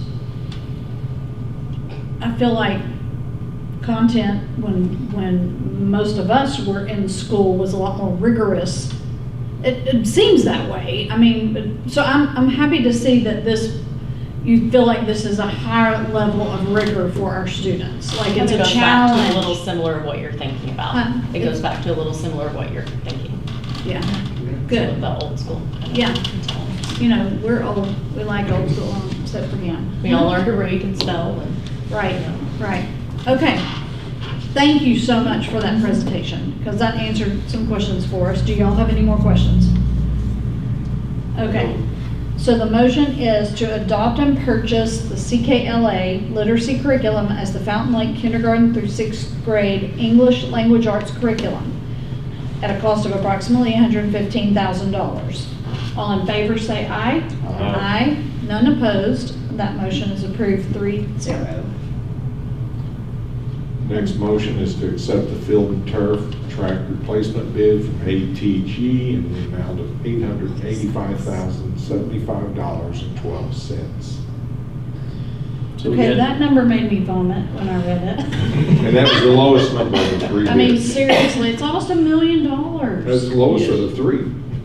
I know, but I told you that the turf itself would be roughly between 550 and 600,000 based on material cost. We looked at turf bids a year ago and they were between 450 and 600. So you're saying it's not going to get any cheaper? No, and then we're at a point where we know that the current field, let's start with talking about field utilization. I think before someone just says we're going to spend this amount of money based on turf for football. When we change classes in the middle school, they go 1 and 2 paths. I watch them go to the choir room, watch them go to the gym, or watch them go to the field house. And so it's pretty entertaining sometimes to observe that, but they're going there, and they're going there about every period. We have PE classes that utilize the outdoor facility. It's an area that you can be on in the afternoon. You've seen the rain of last week. There'd be no way that we use that facility at all this week if it's on grass, and possibly for the next 2 weeks. And we get the pleasure of orchestrating getting our kids outside, letting them engage in different activities, whether that be on the track or whether that be on the turf. So the first thing I would tell anyone, when you have this type of surface and you are at the luxury to have a K through 12 campus on one site location, if we had a standalone high school, this expenditure would look very different, because you would be looking at marching band and activities at the secondary level having access to it. We have the liberty to schedule that and use it among all of our coaches, all of our PE classes, as well as, whether it's a dance rehearsal from a cheerleading group to whomever, they just take turns and they use that product. So your life expectancy, you're going to get, as you see there, a 10-year warranty as a component of the product. The face weight of what we're recommending should live into a different life expectancy at the end. We were very disappointed with the last 3 to 4 years of performance of our turf. If you recall, we magnetized it, we thatched it, we did several things to try to really extend the life of it, and all we experienced was a Gmax factor that continued to get higher, not lower. And what that means is the field got harder. So we feel like that the product, we are using a different vendor. We're not using the same vendor as we did last time. We've been on all 3 of these manufacturers' fields. So we actually went and examined an ATG field in Rogers. We examined at Lake Hamilton, ACT Global, as well as at Cutter. They put down a Hellas field. So we've had a chance to walk on each of the fields. So from a turf perspective, we feel like for the money available, ATG is giving us the highest end value product. And so for those dollars being the low bid, it's not only the low bid, we feel like it'll be the highest performing turf through the life expectancy of the field. What's it? Better than the push drain shock, having the shock pad under it? So that's a good question. We'll talk about that just briefly, but in the context of when you put down a rug, you got 2 choices with a rug. You either put a cushion under it or you build a cushion within it. Okay. So a shock drain performance pad goes underneath. You build your drain system. It's got rock there, it has a cush drain, then you lay your carpet on top of it, you put your crumblies on top of that, except your crumblies are not as tall. Okay. If you take the pad off the bottom, you then extend the crumblies up, so the height of the turf ends up being, with the crumblies in it, it takes it up roughly 2 to 2 1/4 inches. The cush drain system is probably the most predominant system used in the NFL. I'm not knocking the system that it is, but as you look at it, it's a $1.1 million price tag. Right. And so for the application that we have, and what we're doing as it relates to the level of liability, we find the other product to be sustainable, comparable, and cheap. Okay. You had a question, Lloyd? Just what's current, how long's it been since we replaced that field? Oh, it's is it on its 13th? You and I, it was the... It's never been replaced. It was built. The initial is 13 years. Right. So we're 3 years past. What was Yeah, the life on expectancy? that, yeah, well, that's a warranty. You know, when these fields were going in 2005, 2010, they were indicating that you could get 10 to 15 years of life out of these fields. Now, warranty means that you're going to get 10 years of a warranty product, and that is, they don't go away for 10 years until you take care of it yourself. So you're guaranteed 10 and potentially could get to 15. But we're 13. Yes. Okay, that's all I want. Okay, and under the contingent items down below all that? Yes. I listed all that just so you would have a chance to see it. Okay, but On roughly... what if you get in there, because some of those contingencies are pretty dadgum expensive. Right, and because you've never done a turf replacement or been engaged in building a turf field, those are worst case scenarios, but I list worst case scenarios because I don't want there to be a moment in time where, you know, we just say we didn't know. Roughly on projects, when I talk to each of these vendors, between 15 and 20% of their projects will have an element of a contingency, not an entire replacement. Okay. A worst case scenario would be that they examine the nailer board that's on the inside. The field did not drain well, all the nailer board rotted out. So you don't want to attach this turf to a rotted out nailer board when those are put in. They're put in with treated wood. They should last through the life expectancy. Typically, they might have to replace a section depending upon which end the field may drain to. But the nailer board for a full-blown replacement could be as much as $8,000. A complete failure of a drain system would mean that the prior installer, quite frankly, didn't install it correctly. That field would be seen with evidence of floating on numerous occasions, would have standing water on it frequently. Our field, we've not examined standing water on the field frequently. We haven't seen, we talked to Coach Davis just in checking. They saw it maybe heave one time during a significant rain. And what that's doing is that there's more water underneath, and it kind of pushes that surface to bubble, and then as soon as the water drains off of it, it drains back down. These fields are technically designed to drain roughly 12 inches of water in an hour. So if installed correctly on the front end, you know, when I put field in, and I did use ATG in Missouri, and it would handle 12 inches of water in an hour as part of their specification. We never saw that field lift at all. The next item that's on there, I listed this because we've had some issues with our goalposts leaning since I've been here. We've tried to straighten them, and so I want to make sure they do I want those sleeves checked to ensure that while they're in there, that those are supported well. And if we need to shore it up, you know, and basically what you're doing there is shimming it. If that makes sense. There's a sleeve that post sets in, you get that shimmed up the way it needs to with rock and get it solid. Could be up to 30 if you had to jerk them completely out and put a brand new one in. Okay. And then the final one, I have experienced this. I don't anticipate it with this track retrofit.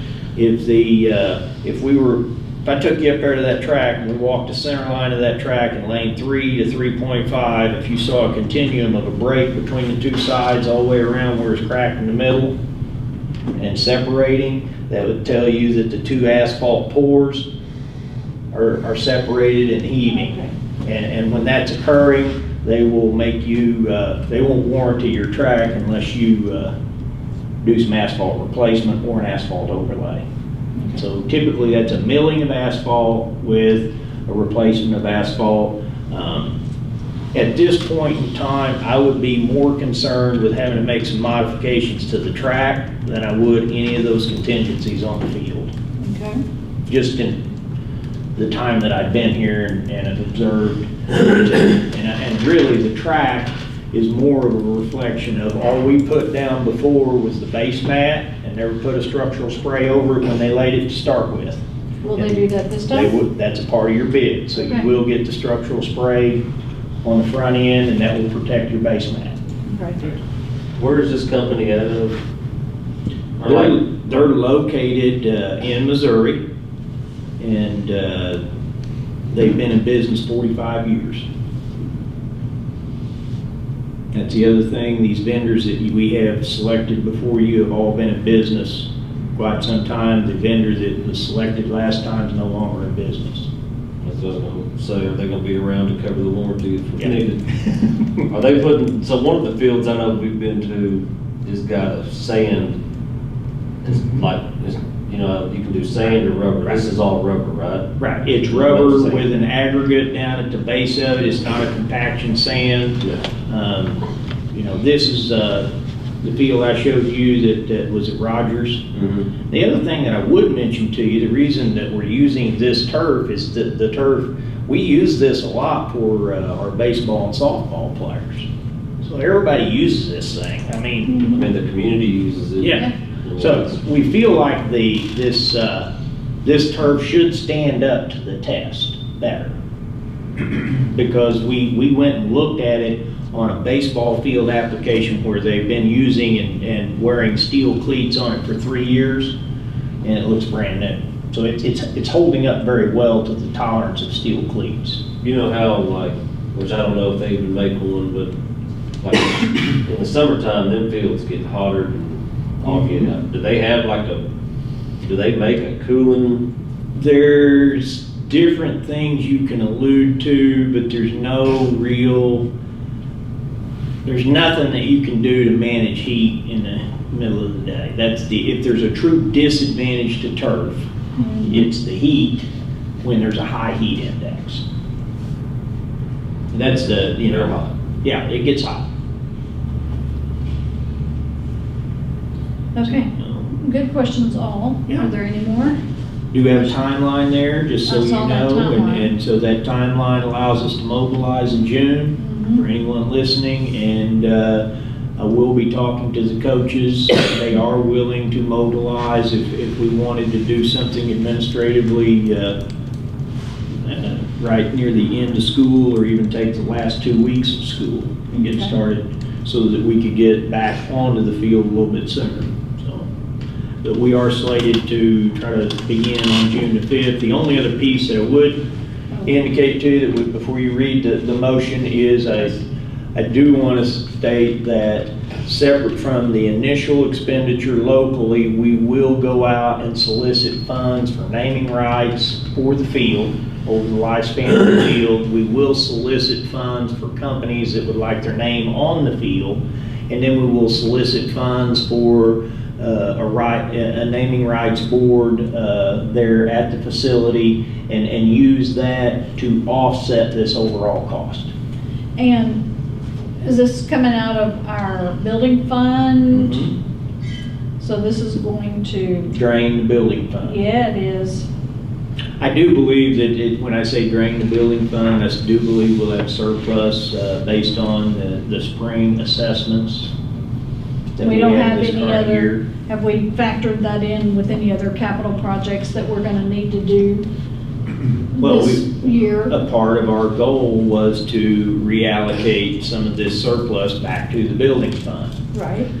A lot of the surplus to the building fund will be based on legislation that we're watching between now and the end of the year. So, But I'm saying, if we deplete, because you're not gonna get that, the surplus If we money get- that we're getting, no. we're not getting it for a while. I mean, it's not gonna start rolling in for a while. Well, we're gonna collect taxes on the new assessment this spring. And it'll be, so you get the spring's assessment, then you'll have the paid fall's assessment. So there'll be a portion of it occur this spring in that regard. Will you be able to replenish the building fund where it's currently at based on this expenditure? No. No. And is that gonna put us in jeopardy of not being able to complete any other major projects? The one thing that kind of the community has kind of talked to me about, pay attention to, I'm sure you have as well, when RDOT returns the easement to us, I've had a lot of questions around when we're going to pave that parking lot where the students park. Yeah. That could be a project that was originally bid in the $110,000 range. That's just for paving, no real curbing, establishing a perimeter boundary. That would be using the existing concrete pillars as a method for egress and entry. That would allow paving to occur and striping to occur. There wouldn't be any perimeter curbing. But that's a project that's out there. Once we get all of that back, we have to take a serious look to our communication strategy along the roadway, and we need to replace that sign. That needs to be done in order for us to communicate with our community in a different method visually. Those are just a couple of items. We do have still yet a capital list of projects that exceed what the building fund is. There's always going to be needs that will far exceed, there will be, you just have to prioritize them in that regard. And so it'll be a balance of expenditures. If we have to do what the governor says and move base salaries to $50,000, then we are going to have to go back over here and relook at operational expenditures around technology and other related issues. And ultimately, if you can't find the money there, you have to reduce staffing. But there's still yet a lot of unknowns in that, That's so. several dominoes falling Right. to get to that level. Right. But, ultimately, you look at reoccurring expenditures along with what single expenditures. This is a one-time expense. And it's an investment in Reoccurring every 10 to 10 to 15 years. So you can, That's you can just kind of something- amortize your expenditure. Yeah. Take your total expense, use a divisor of 8 to be ultra conservative. Yeah, If you're 100,000 ultra a year. conservative, you'd say you're going to run it to 10 years. If you want to take it and stretch it to 15 years, if you run it at 15 years, then you're seeing a return on your investment. Where we're at right now, though, is, I mean, after going over, having it tested last year and the year before, we were skating last year. Like with the numbers. We with met the GMAX threshold of tolerance. If we do not do anything with that field moving forward, every year we wait will extend and increase the liability to the district Right. that there is shown negligence if our GMAX factors exceed what the tolerance level is. So we're at a point that we can't predict what the GMAX factors would be next fall, and it's scored high enough that we're not willing to risk waiting another year. And any money that we do get, I'm not real good on the money thing, but when we get the money from if we get money from donors or whatever, where does can that money go back into? So to make it tax deferred, that's a great question. To make it tax deferred, we have a fund set up separate from the school that I'm on the account. And it's governed it's overseen by the Community Foundation of Hot Springs. That's what So those checks will be written there. They'll get access to the nonprofit so that it'll become tax deductible in terms of their donation. Then we can take those funds and write a check to the district specifically for the field utilization and transfer that back into the building. Okay. So we could potentially, for everybody listening, if we get enough donors, we can get this thing paid for. Okay. Yes. All right then. I'll make the first donation. Okay. All right. The motion is to accept the field and turf, accept the field, turf, and track replacement bid from ATG in the amount of $885,075.12. All in favor, say aye. Aye. Aye. Aye. None opposed. The motion is approved 3-0. That's a big deal. Okay. Next motion. Motion approves the 2023-2024 school calendar. All right. So I saw on the survey results that you had a significant buy-in for this option that you're presenting tonight, right? Yes. I mean, it was majority definitely was in Really, favor of it. the design of the calendar, it's not a significant change. The two calendars are pretty much a mirror start to end, slight variance there. PPC requested that we try to keep a 4-day weekend in April. That ended up in both of them, but the real difference was, do you split the holiday break, or do you go through a Friday and then have 2 weeks off? And so what you see with the holiday break of December is you're gonna go through the end of the week, take off the week of the 25th, all the way through the 29th, then you would have the week of the 1st through the 5th off. And that was the difference, and from the employees' perspective, that was what everyone voted for. Yeah, because they had me at. They what? They had me at no school on Eclipse Day. He liked that option. No. No school on Eclipse No, Day. I did not like it. Oh, you didn't? No.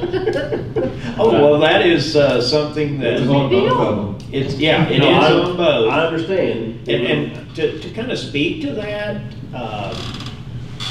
whether you believe it or you don't believe it, traffic flow on that day, transportation, for people who are in, and we're this time in The direct total. path, yeah. What's that? The zone of totality. Zone of totality. That And sounds so- very apocalyptic. So there will be a lot of people Yes. and traffic and all of that.